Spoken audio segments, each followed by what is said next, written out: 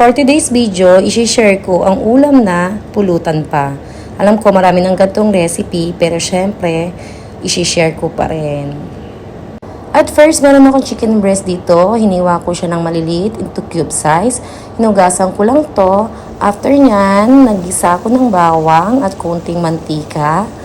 Then, nilagay ko na yung chicken natin. So, ikukuko lang siya ng 10 to 15 minutes. Habang inaantay ko yung maluto, nag-prefer na ako ng ibang ingredients. Stock 1 na pre-cook na. Ihiwain ko lang to ng maliliit, katulad ng ating chicken. At may nakaprepare na pala ako ditong onion at chili green.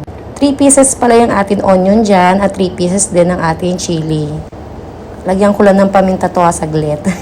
Gumamit ako dito ng chicken powder. 1 teaspoon pala yung nilagay ko. Kung wala kayo nyan, pwede yung chicken cube. Half lang ilagay nyo and then durugin. For the mayo naman, cube yung gamit ko. Meron akong 1/3 cup dito. Ilagay nyo lang yan sa bowl nyo.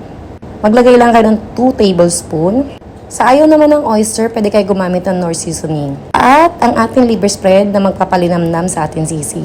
Kung wala kayong stock nito, pwede kayong gumamit ng chicken liver. At isama nyo na lang siya sa gisa ng chicken nyo, then i-mash nyo, ilagay nyo sa ating sauce. So, meron ako ditong half lemon juice.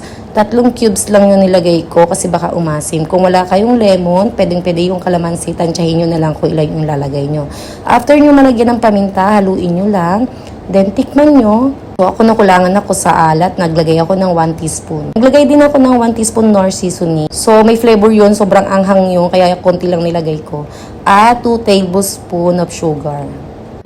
So, nilahat ko na yung liver spread ko kasi nakulangan ako sa linamnam. Okay na yan, so bali 1 ka na ilalagay natin liver spread. Naglagay ako dito ng butter, unsalted butter, para sa ating creaminess. Nung luto na yung chicken, nilagay ko na yung tofu and onion kasama ang chili. Isusunod din natin dito yung sauce. Yan. In-next na natin yung ating sauce. Promise, ito palang panalo na. Sobrang sarap niya. After natin malagay yung sauce, i-mix lang natin together until ma-coat na lahat ng ating ingredients. So, lutuin ko lang to for about 10 minutes uli. Masarap kasi yung medyo tuyo nito.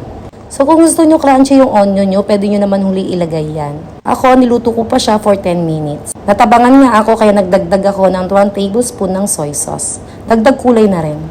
After niya, naantayin ko lang lumabas yung ating butter oil. Ayun na, nakita ko na. So, plating time na. Pwede kayo mag-add dito ng chicharon para may crunchiness kung yun ang gusto nyo. Lagay nyo lang on top. So, amoy pa lang nakakagutom na. Thank you for watching. Bye!